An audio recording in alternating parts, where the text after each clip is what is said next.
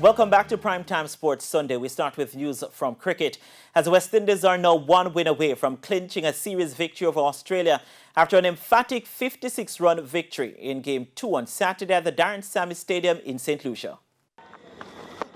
Yeah! Clean them up. The early dismissal of opener Andre Fletcher for 9 saw the Windies off to another disappointing start.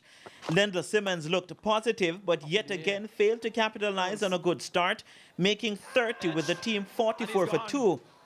The decision to bat Chris Gayle at 3 once again yielded little, as the Jamaican was bowled for 13. In came Dwayne Bravo, promoted from his number 8 position, and the veteran quickly showed why. Big shot. That is huge. The right-hander, along with Shimron Hetmyer, kept the scoreboard moving with positive running along with the odd boundary. They brought up a 50-run partnership and from there took the attack to the Australians. Hetmyer showed a range of shots as he brought up his second T20 international half-century. The decision to maximize on each delivery led to his run-out, but not before posting 103 runs for the 4th wicket. Jamaican Andre Russell then produced a cameo of 2 sixes and 2 fours in a whirlwind 24 from 8 deliveries. Bravo was also not out on 47 from 34 balls, with the Caribbean side 196 for 4. With 197 runs to get, the visitors were in early trouble at 19 for 2.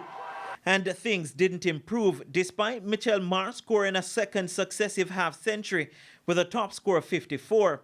Hayden Walsh Jr. once again ended pick of the Windies bowlers with 3 for 29, while Sheldon Cottrell had 2 for 22. Moses Enriques, 19, and Josh Philippe, 13, were the only other batsmen to reach double figures, as Australia were bowled out for 140. Hetmyer was named man of the match for his 61 from 31 balls.